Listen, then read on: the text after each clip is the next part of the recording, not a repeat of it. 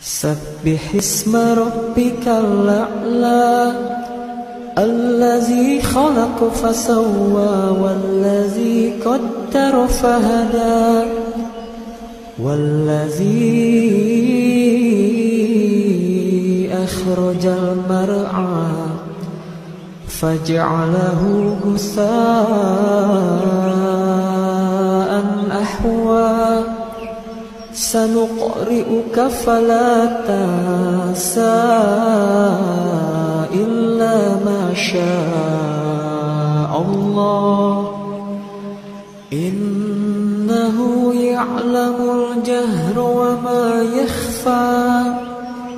ونيسرك لليسرى فذكر إن نفعت الذكرى سيذكر من يخشى ويتجنبها الأشقى الذي يصلى النار الكبرى ثم لا يموت فيها ولا يحيا قد أفلح من تزكى وذكر اسم ربه فصلى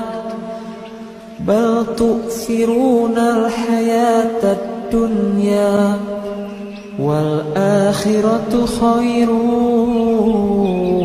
وأبقى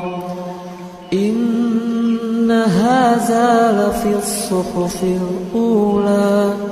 صحف إبراهيم وموسى صدق الله العظيم.